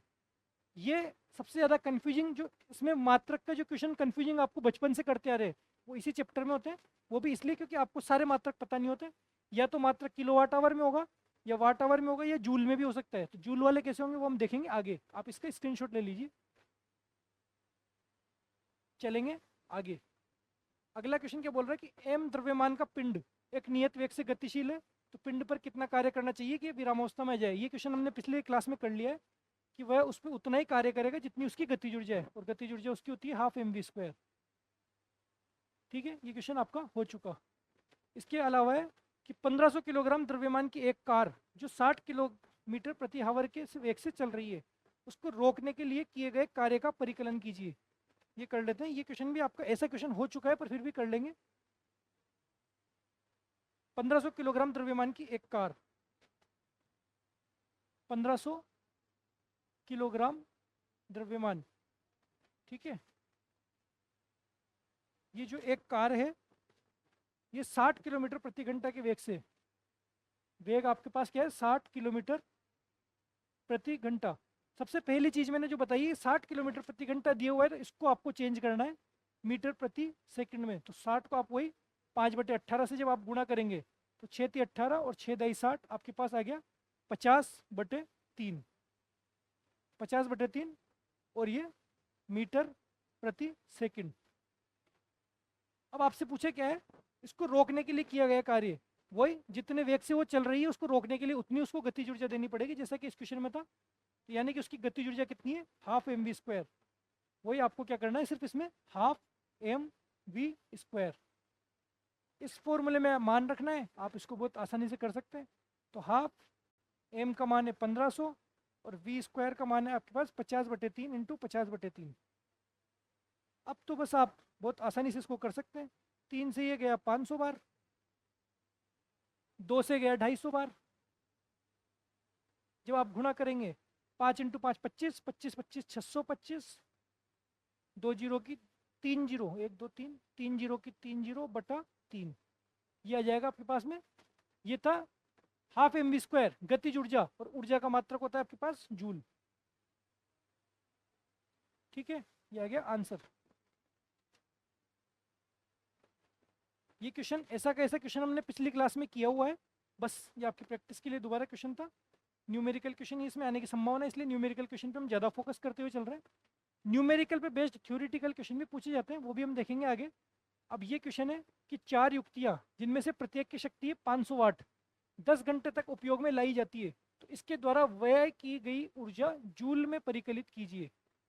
ठीक है, अब ऊर्जा परिकलित करना तो आपको बहुत अच्छे से आता है। अभी हमने देखा कि जब ऊर्जा पूछे जाए, व्यय की गई ऊर्जा, वही जैसे कि यूनिट में पूछे जाए, तब तो आपको क्या करना है, सीधे सीधे आपको जो भी दिया हुआ है कि कितने वाट, 500 वाट, सीधे कर लेंगे इसको। तो अब क्या है 500 वाट कितने 10 घंटे तक, ये लो 500 वाट है, 10 घंटे तक है, और 4 युक्तियाँ हैं। ठीक है, जितने उपकरण दिए हुए हों और जितने दिन तक दिए हुए हों उनसे भी आप गुणा करेंगे। तो यहाँ पे 4 युक्तियाँ हैं, और कितने दिन तक, दिन नहीं है इसमें, एक ही दिन है इसलिए दिन को नहीं करेंगे, और बाकी हम भाग देंगे कितने 1000 का। सिंपल सा फॉर्मूला है, जो भी आपको दिया हुआ है जितने वाट, जितने उपकरण, जितनी युक्तियाँ और जितने दिन, उन सबको आपस में गुणा करना है और भाग देना है 1000 का। जब आप भाग देंगे तो ये 3 जीरो से गई 3 जीरो, 5 चौक 20, ये तो आपके पास आएगी 20 यूनिट, 20 यूनिट। अब आपसे ये पूछा किस में क्या है, जूल में। अगर आपसे सीधे सीधे ये यूनिट में पूछे जाता, ऑप्शन होते यूनिट में, तब आपके पास एक आंसर तो यही आ जाता कि 20 यूनिट, सीधा सा, ज़्यादातर संभावना इसी की है। लेकिन मैंने एक स्टेप और आगे बढ़ा दी कि ऊर्जा जूल में परिकलित कीजिए। अब जब जूल में किया गया है तो आपको पता है कि 1 यूनिट बराबर क्या होता है 3.6 × 10⁶ जूल। 1 यूनिट बराबर क्या होता है 3.6 × 10⁶ जूल। ये जब होता है तो बस इसका भी तो कहीं उपयोग लें, ये बिना काम पड़ा हुआ ही है यहीं पे, इसका उपयोग लेना है। तो हमने क्या किया कि 20 यूनिट, और 1 यूनिट में क्या होता है 3.6 इंटू 10⁶ जूल। बस ये आ जाएगा जूल में आंसर। अब जैसा आपके पास ऑप्शन होगा वैसा आपको मान रख देना है। ऑप्शन ये हुआ तो आपको ये कहिए रख देना है। ऑप्शन ये नहीं होकर के जब इसको गुणा करेंगे तो एक इधर गया 0, ये हो गया 36, 36 दूनी 72, 72 गुणा 10⁶ जूल हुआ, तो ऐसे लिख देंगे। ऑप्शन ये भी हो सकता है। अगर ये नहीं हो करके यहाँ पे मान लीजिए इसको और 10 से आगे गुणा करेंगे, इधर कर देंगे, तो ये आ जाएगा आपके पास 7.2 और 1 जीरो आ जाएगा इधर, तो ये हो जाएगा 10⁶ जूल। ऑप्शन के अकॉर्डिंग हमें मान देखना है। ये भी आंसर है, ये भी आंसर है, ये भी आंसर है और ये भी आंसर है। जो ऑप्शन में दिया हुआ है उसके अकॉर्डिंग आपको मान निकालना है। ठीक है, ये सब जूल में, ये यूनिट में। जूल में भी यहाँ गुणा करते गए हम, आगे आगे एक स्टेप बढ़ाते गए। इसमें भी एक बार 10 से और ज़्यादा गुणा किया तो यहाँ पे इसका मान आ गया। अब हम आगे देखेंगे। ठीक है, ये समझ में आ गया, इसका भी स्क्रीनशॉट ले लीजिए आप। सिंपल क्वेश्चन है, क्वेश्चन इसी अकॉर्डिंग पूछे जाते हैं। मान लीजिए यहाँ जूल नहीं होकर के सिर्फ यूनिट में होता तो आपके पास में सिर्फ ये एक स्टेप की और ये आ गया आंसर। ज़्यादा संभावना इसी तरीके के प्रश्न पूछने की होती है। आगे चलेंगे नेक्स्ट क्वेश्चन पे। किसी घर में 1 महीने में ऊर्जा की 250 यूनिटें व्यय हुई, यह ऊर्जा जूल में कितनी होगी? अब आपसे बिल्कुल डायरेक्ट क्वेश्चन पूछे गए कि 250 यूनिट 1 महीने में ऊर्जा व्यय हुई है, तो उसका जूल में मान कितना है? तो सीधी सी बात है, 250 यूनिट आपको दिया है, 250 यूनिट, इसको आपको जूल में कन्वर्ट करना है। तो जूल में जब आपको इसको कन्वर्ट करना है तो 250 इंटू, अब यूनिट को जूल में कन्वर्ट करने के लिए वही 1 यूनिट बराबर क्या होता है 3.6 इंटू 10⁶ जूल। ठीक है, जब इसको गुणा कर देंगे, गुणा जिस हिसाब से वहाँ पे ऑप्शन में मान दिया हुआ होगा उसी अकॉर्डिंग आपको यहाँ गुणा करना है, और गुणा करने पे आपके पास मान आ जाएगा। ये आ जाएगा आपके पास 25 इंटू 36 गुणा 10⁶ जूल। या आगे इसको और गुणा करेंगे तो यहाँ आपके पास आ जाएगा 25 छिक्के 150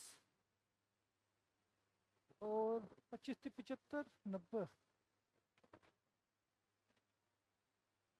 900 गुणा 10⁶ जूल भी लिखा हुआ हो सकता है ऑप्शन में। या फिर इसको 2 जीरो को और इधर की तरफ लेकर के आए तो ये ऐसे भी लिखा हो सकता है कि 9 इंटू 10�8 जूल। ऑप्शन के अकॉर्डिंग आंसर देना है। गुणा आप सब कर लेंगे, इसमें गुणा में नहीं उलझाता, ऑप्शन में उलझाता है। ठीक है, सीधा सा इसको कन्वर्ट करा तो इसका मान आ जाएगा ये, जो भी ये भी आंसर है, ये भी है, ये भी है, ये भी है, सारे इसके आंसर है। ज़्यादा सबसे संभव, सबसे ज़्यादा जो अंत तक पहुंचा वो ये आंसर है। ठीक है, सिंपल क्वेश्चन है, आप खुद भी कर सकते हैं इसको, स्क्रीनशॉट ले लीजिए। चलते हैं नेक्स्ट, क्योंकि आज क्वेश्चन ज़्यादा है, थोड़ा स्पीडली मैं इसलिए ले रहा हूँ। अब ये क्वेश्चन है कि 1 किलोवाट आवर में इसका जूल में मान क्या है? और ये देख लीजिए, यही क्वेश्चन पूछा गया फर्स्ट ग्रेड संस्कृत डिपार्टमेंट 2020 में। ये सीधे से पूछ लिया गया 1 किलोवाट आवर में जूल का मान कितना है, और आप बिल्कुल ये सारे दोनों क्वेश्चन जो करके आए वो ये इसी आधारित करें कि एक यूनिट ही 1 किलोवाट आवर होती है, और 1 किलोवाट आवर में क्या होता है 3.6 इंटू 10⁶ जूल, 3.6 इंटू 10⁶ जूल। और ये देख लीजिए, मैंने कहा बिल्कुल बेसिक क्वेश्चन में पूछे जाते हैं और न्यूमेरिकल भी पूछे जाते हैं। ये बेसिक क्वेश्चन पूछ लिया गया। इसके अलावा एक क्वेश्चन पूछा गया है कि विद्युत मोटर को आरंभ करने के बाद विद्युत ऊर्जा से जिस ऊर्जा में रूपांतरण होता है वह क्या है? अब विद्युत मोटर है, मैंने सबसे पहले बताया कि मोटर जब हम स्टार्ट करेंगे तो हमें विद्युत उसमें दी जाएगी, जब उसका प्लग लगाएंगे इलेक्ट्रिसिटी उसको दी जाएगी तब तो वो मोटर ऑन होगी। और मोटर ऑन होने के बाद में क्या करेगी? वो यांत्रिक कार्य करेगी। इसलिए क्या है, विद्युत ऊर्जा से रूपांतरण किस में हुआ? रूपांतरण हुआ यांत्रिक ऊर्जा में। और ये क्वेश्चन भी आपसे पूछ लिया गया फर्स्ट ग्रेड 2015। ठीक है, इस तरीके के बेसिक क्वेश्चन आपसे पूछ लिए गए। चलते आगे नेक्स्ट क्वेश्चन पे। नेक्स्ट क्वेश्चन ये कि ऊर्जा संरक्षण नियमानुसार ऊर्जा को क्या है? ये तो सीधा सा फैक्ट था, पहली लाइन में पहली पंक्ति में एक फैक्ट था कि न तो ऊर्जा को न तो पैदा किया जा सकता है और न ही नष्ट किया जा सकता है। ये ऊर्जा संरक्षण का नियम था, ऊर्जा न तो पैदा की जा सकती है और न ही नष्ट की जा सकती है। आगे चलेंगे कि एक मकान की छत से भूमि की ओर एक पत्थर गिराया जाता है। ये मकान है, मकान की छत से भूमि की ओर ये पत्थर गिराया जाता है, तो उस पत्थर का गतिज ऊर्जा का अधिकतम मान कब होगा? गिराने के तुरंत बाद यानी कि इस जगह पे, या उसकी आधी दूरी पर पहुंचने के बाद यानी इस जगह पे, यानी कि भूमि पर पहुंचने से ठीक पहले, या फिर इस जगह पे, और भूमि पे पहुंचने के बाद, या फिर यहाँ जब पहुंच चुका है तब। तो सीधी सी बात है, जब भूमि पे पहुंच चुका तब तो उसकी गतिज ऊर्जा खत्म हो चुकी, बिल्कुल रुक गया वो वहाँ पे जाके, तो गतिज ऊर्जा खत्म। ऐसे ही हमने एक किया था कि जैसे बॉल को हमने फेंका था यहाँ से नीचे से ऊपर फेंका था और वापस वो नीचे आई थी। तो जब यह ऊपर पहुंची थी वो बॉल, ऊपर पहुंचने पे मैंने क्या बताया था कि ऊपर ही ऊपर जब वहाँ पे पहुंच चुकी, तब उसके अंदर सबसे ज़्यादा क्या है, स्थितिज ऊर्जा। ठीक है, यहाँ पे तो क्या है, स्थितिज ऊर्जा सबसे ज़्यादा, स्थितिज मैक्सिमम और गतिज मिनिमम। गतिज मिनिमम क्यों? क्योंकि यहाँ पे इसकी गति ये मान लीजिए शून्य हो चुकी, इस टाइम पे ऊपर ही ऊपर जा करके यहाँ पे इसकी गति हो गई शून्य। सेम इसी तरीके से यहाँ से पत्थर फेंका जा रहा है, तो गतिज यहाँ पे तो फेंकने से पहले तो शून्य है, लेकिन जैसे जैसे ये नीचे की तरफ बढ़ता जाएगा ऊर्जा संरक्षित रहती है, तो स्थिति तो उसकी घटती जाएगी और गतिज उसकी बढ़ती जाएगी। नीचे पहुँचते पहुँचते पहुँचते पहुँचते यहाँ गिरने से जस्ट पहले उसकी गतिज ऊर्जा सर्वाधिक होगी, स्थिति ऊर्जा बिल्कुल खत्म हो चुकी होगी। गतिज ऊर्जा सर्वाधिक कब होगी? जब नीचे पहुँचना है यहाँ पे, इससे ठीक पहले इस जगह पे होगी इसकी गतिज ऊर्जा सबसे ज़्यादा। और यही इसके ऑप्शन है कि भूमि पर पहुंचने से ठीक पहले गतिज ऊर्जा सबसे ज़्यादा होगी। यहाँ पे गतिज ऊर्जा सबसे ज़्यादा कहाँ? भूमि पर पहुंचने से ठीक पहले, और जैसे भूमि पर पहुंच जाएगा तब तो उसकी गति शून्य हो जाएगी। इसी कॉन्सेप्ट पे यह था। और यहाँ पे जब ऊपर इसमें पूछा है कि गतिज ऊर्जा सबसे कम कब होगी, तो सबसे कम होगी बिल्कुल ऊपर पॉइंट पे, इस पॉइंट पे सबसे कम, इस पॉइंट पे सबसे अधिक। ये कॉन्सेप्ट इसमें काम आया है। ये बेसिक थ्योरेटिकल क्वेश्चन है। आगे चलेंगे कि एक वस्तु की गति को दोगुना कर दिया जाए तो उसकी गतिज ऊर्जा क्या होती है। इस पे बेस्ड हमने एक न्यूमेरिकल किया था कि गति को जब कर दिया जाए दोगुना, तो उसकी गतिज ऊर्जा, जो गतिज ऊर्जा जो उसकी हाफ mv² वो बढ़ जाती है आपकी 4 गुना। सीधा सा आपके पास फैक्ट मैंने लिखवाया भी और ये क्वेश्चन भी किया है। आगे देखेंगे किसी वस्तु में उसकी स्थिति के कारण जो ऊर्जा होती है, वो उसकी डेफिनेशन में लिखाया था कि जो उसकी स्थिति या अभिविन्यास के कारण जो उसमें ऊर्जा होती है वो कहलाती है उसकी स्थितिज ऊर्जा। ठीक है, आगे चलेंगे कि किसी वस्तु में उसकी गति के कारण जो ऊर्जा होती है उसको क्या बोलेंगे? गति। गति के कारण जो ऊर्जा होगी वो गतिज ऊर्जा। सिंपल क्वेश्चन है, ये पूछे जा रहे हैं, आप खुद देख लीजिए, ऐसे ही क्वेश्चन पूछे जा रहे हैं। ये बिल्कुल सिंपल क्वेश्चन है, ये इसलिए ताकि आप सिंपल क्वेश्चन गलत नहीं करके आ जाएं। बाकी हार्ड क्वेश्चन आपने सारे कर लिए हैं। कुछ युक्तियां एवं संबंधित ऊर्जा का रूपांतरण निम्न में से कौन सा सुमेलित है? और ये आरएस में पूछा गया है कि कौन सा निम्न में से सुमेलित है। ये बोल रहा है इलेक्ट्रिकल जनरेटर जो कि यांत्रिक से विद्युत, इलेक्ट्रिकल मोटर यांत्रिक से विद्युत से यांत्रिक, डीजल इंजन, सोलर सेल। अब आप यहाँ देखिए, सोलर सेल तो क्या करता है? सोलर सेल वो प्रकाश ऊर्जा को लेता है, सूर्य की ऊर्जा को लेता है। तो सूर्य की ऊर्जा यानी कि प्रकाश तो ले रहा है, और प्रकाश लेकर के उसको विद्युत में कन्वर्ट करता है। यानी कि सोलर सेल किस में कन्वर्ट करता है? प्रकाश से विद्युत में। यानी कि इसका आंसर ये है, तो इसका भी ये नहीं है और इसका भी ये नहीं है, ये दोनों तो वैसे ही गलत हो गए। अब देखेंगे इलेक्ट्रिकल मोटर। इलेक्ट्रिकल मोटर क्या होती है? मोटर को वैसे विद्युत दी जाती है और वो उसमें यांत्रिक ऊर्जा के रूप में उसको कन्वर्ट करती है। इलेक्ट्रिकल मोटर यानी कि विद्युत से यांत्रिक, यानी कि ये वाला ऑप्शन सही है। और ऐसे इलेक्ट्रिकल जनरेटर, इलेक्ट्रिकल जनरेटर वही, जनरेटर क्या काम करता है? जनरेटर जैसे हमारे पास लाइट चली जाती है, शादियों में जब लाइट चली जाती है तो हम क्या करते हैं उसमें, उसको जनरेटर को ऑन करते हैं, तो वो उसको हमारे पास में क्या देता है? वो विद्युत। और वो कैसे देता है? जब वो चलता है यांत्रिक ऊर्जा से उसको कन्वर्ट करता है वो विद्युत ऊर्जा में। इस तरीके से ये वाला ऑप्शन भी सही है। तो हमारे पास में इसका आंसर है 1 और 2। सिर्फ आपको ये युक्तियां पता होनी चाहिए कौन सी किस में होती है, और आप इसको ऑप्शन से बिल्कुल बेसिक आसानी से आप इसको देख करके बिल्कुल सामान्य तरीके से इसको समझ सकते हैं। डायरेक्ट पूछा जाता है। डायनेमो एक मशीन है जिसका काम क्या है? अच्छा, डायनेमो आपके उसमें नहीं आया, डायनेमो इसको आप याद कर लीजिएगा, ये आपके नोट्स में नहीं आया डायनेमो।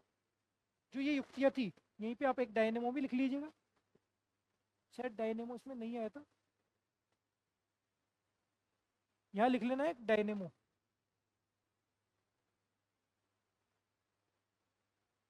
डायनेमो में क्या है? उसको घुमाया जाता है और उससे क्या कहते हैं? विद्युत ऊर्जा बनाई जाती है।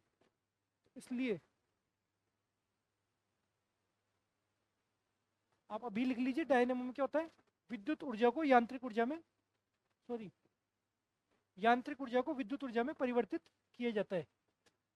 जब उसको घुमाया जाता है उसको डायनेमो को, तो उससे बनाई जाती है बिजली। बिजली बनाने के लिए डायनेमो का उपयोग किया जाता है। जैसे आपने देखा होगा कि टरबाइन भी आपने सुना होगा, जैसे टरबाइन में क्या होता है, पानी गिरता है और पानी गिर के वो घूमता है, घूमते उससे क्या बनाई जाती है, बिजली। या पवन चक्की होती है, उसमें पवन चक्की में वो जो पंखा घूमता है उससे बिजली बनाई जाती है। ऐसे डायनेमो में भी क्या बनाई जाती है, बिजली। और डायनेमो का उपयोग क्या होता है, विद्युत बनाने के लिए, यांत्रिक से विद्युत बनाने के लिए। आगे हम देखेंगे, चार कारें ए बी सी और डी एक ही वेग से गतिशील है और उनके द्रव्यमान इस तरीके से कि ए का द्रव्यमान ज्यादा है, बी का उससे कम है, सी का उससे कम है और डी का उससे कम है। तो इनमें से किस कार की गतिज ऊर्जा उच्चतम होगी। गतिज ऊर्जा का आपसे पूछा गया है कि किसकी उच्चतम होगी। अब इनका वेग समान है और पूछे किसमें, गतिज ऊर्जा में। गतिज ऊर्जा में अनुपात पूछे, आप इसको एक तरह से ये मान लीजिए मैथ्स के अनुपात की तरह से आप इसको कर लीजिए कि half M V square, half M V square, चार कारें ये समझ लीजिए, हाफ एम वी स्क्वायर और half M V square.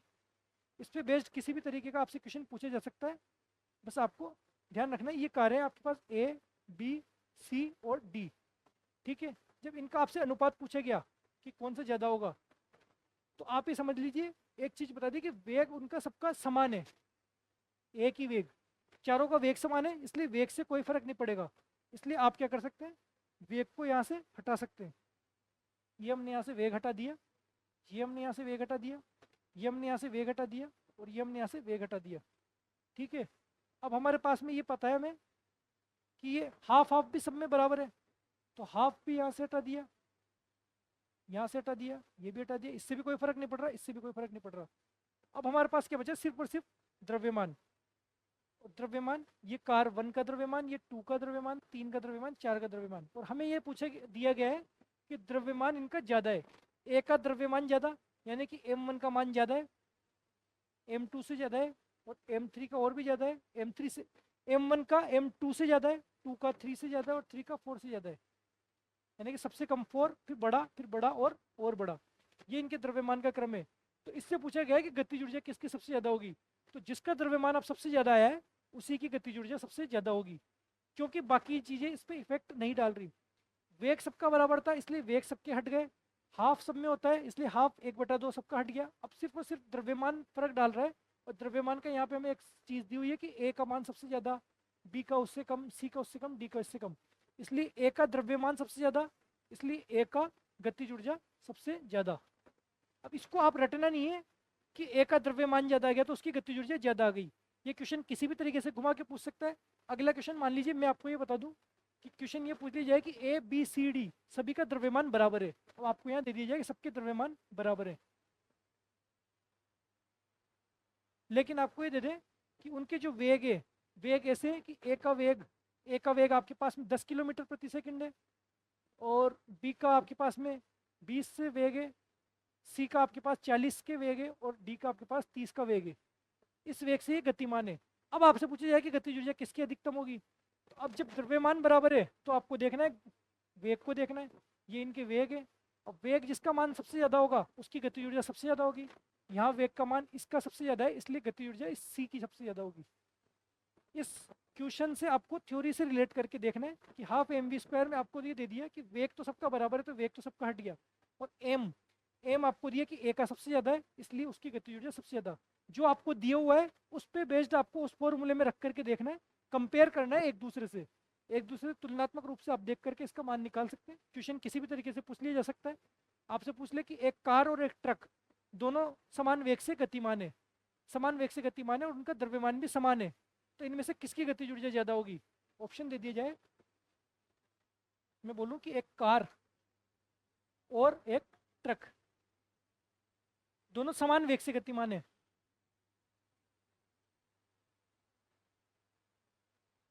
Car truck दोनों समान वेग से गतिमान है और दोनों का द्रव्यमान भी अगर दे दिया जाए समान है, द्रव्यमान भी अगर समान है, तब आपसे पूछा जाए कि किसकी गतिज ऊर्जा ज़्यादा होगी। अगर गतिज ऊर्जा का संबंध पूछे, ऑप्शन आपको दे दिया जाए कि कार की गतिज ऊर्जा ज़्यादा होगी ट्रक से, ये कार की गतिज ऊर्जा कम होगी ट्रक से, ट्रक की ज़्यादा होगी, या फिर आपको दे दिया जाए कि कार की गतिज ऊर्जा बराबर होगी ट्रक के, या फिर आपको दे दी जाए इनमें से कोई नहीं। तब आपको देखना है। तो वही चीज़ अब यहाँ पे वेग भी समान दे दिया, द्रव्यमान भी समान दे दिया। जब आप यहाँ तुलना करेंगे हाफ एम वी स्क्वायर और हाफ एम वी स्क्वायर, गतिज ऊर्जा की जब आप तुलना करेंगे, हाफ से हाफ गया, एम समान है, इसका भी एम है, इसका भी एम है, तो एम इसका दोनों का समान हो गया। वेग इसका भी वी है, इसका भी वी है, तो वेग भी दोनों का समान हो गया। यानी कि ये और ये दोनों की गतिज ऊर्जा आपके पास में आ गई समान। ये आ गई कार और ट्रक दोनों की गतिज ऊर्जा समान। इस तरीके से आपके पास में यहाँ थ्योरेटिकल क्वेश्चन बन सकता है इस पे बेस्ड, जैसे ये क्वेश्चन है ये भी पूछा जा चुका। और ऐसे थ्योरेटिकल क्वेश्चन आपको बस अप्रोच आपके दिमाग में इसको सोल्व करना आना चाहिए। जरूरी नहीं कि मैथमेटिकल क्वेश्चन ही है, सिंपली थ्योरी से आपको मैथमेटिकल क्वेश्चन बना करके पूछ सकते हैं। चलते हैं नेक्स्ट क्वेश्चन पे। बस आपको अगर आपको समझ में आ रही है क्लास तो इसी तरीके से लाइक और शेयर करते रहिए, कमेंट कीजिए आपको किस तरीके से क्लास पसंद आ रही है। और चलेंगे हम नेक्स्ट क्वेश्चन पे। यहाँ 15 किलोग्राम द्रव्यमान की एक वस्तु 4 मीटर प्रति सेकंड के समान वेग से गतिशील है, तो वस्तु की गतिज ऊर्जा कितनी होगी? वही हाफ एम वी स्क्वायर, और ये शायद क्वेश्चन पहले हो चुका है। हाफ एम वी स्क्वायर में वही हाफ एम का मान है आपके पास 15 और वी का मान है 4 इंटू 4। ये आप सोल्व कर लेंगे। ये क्वेश्चन हाँ हो चुका है, पक्का पहले हो चुका है, 120 जूल। चलेंगे नेक्स्ट क्वेश्चन पे। कि ऐसी युक्ति जो विद्युत ऊर्जा को यांत्रिक ऊर्जा में रूपांतरित करती है, विद्युत ऊर्जा को यांत्रिक ऊर्जा में कौन रूपांतरित करती है? ये देख लीजिए, विद्युत मोटर। मोटर में क्या होगा, विद्युत दी जाएगी और उसमें से यांत्रिक कार्य करेगा, वो यांत्रिक कार्य करेगी, घूमेगी उसके अंदर घूम के वो यांत्रिक कार्य करके उसको रूपांतरित कर देगी विद्युत ऊर्जा को यांत्रिक ऊर्जा में। चलेंगे आगे कि ऊर्जा का मात्रक क्या है। ऊर्जा का मात्रक यहाँ पे वाट है, किलोमीटर प्रति घंटा है, जूल प्रति सेकंड है, या वाट इंटू सेकंड है, वाट सेकंड।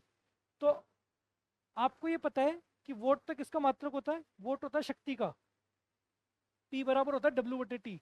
इसमें आपको देख करके कोई भी मात्रक समझ में नहीं आ रहा होगा, लेकिन मैं बताता हूँ। P तो क्या होता है W बटे टी, P का मात्रक क्या होता है वाट, W क्या होता है कार्य, कार्य ये ऊर्जा, दोनों का मात्रक आपके पास था जूल, तो ये था आपके पास जूल। और T था आपके पास में समय, समय का मात्रक था सेकंड।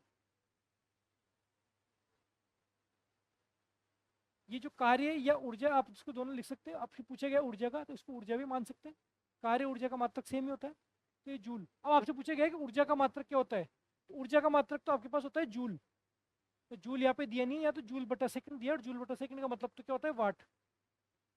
तो इसका मतलब ये तो आंसर बिल्कुल नहीं है वाट, और ये भी आंसर बिल्कुल नहीं है वाट, ये भी शक्ति का होता है।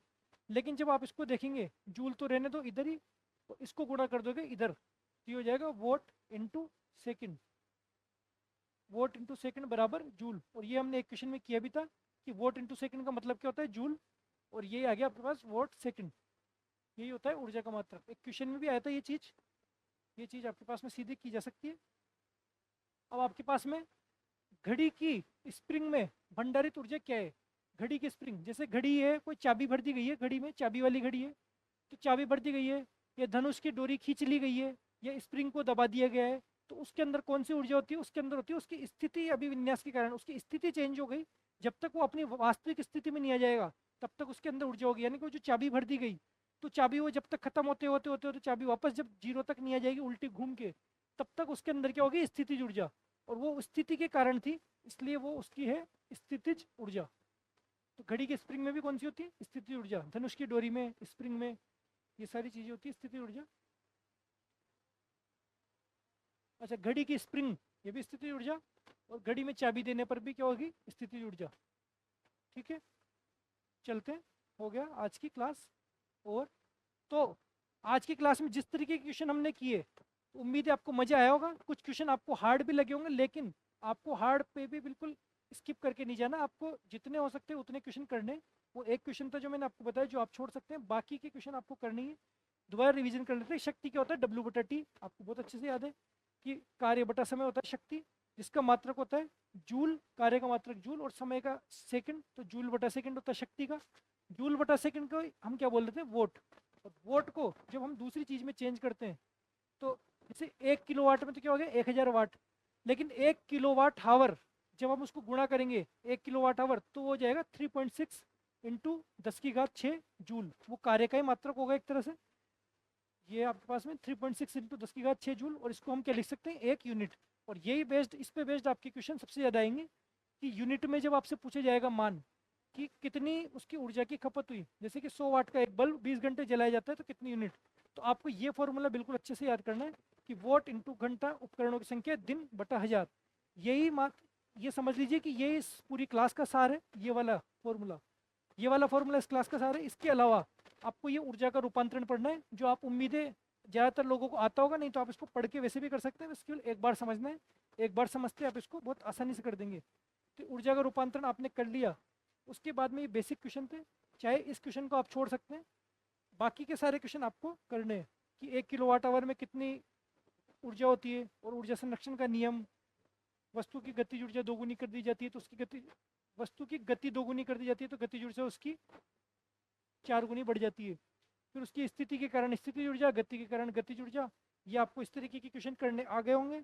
और उसके बाद में हमारे ये वाला क्वेश्चन थ्योरेटिकल बेस्ड क्वेश्चन, आपको कंपेयर करना है, एक को दूसरे से कंपेयर करना है, जो समान दिया है उसको काट के बाकी बचे हुए में कंपेरिजन करके आपको निकालना है इसका मान।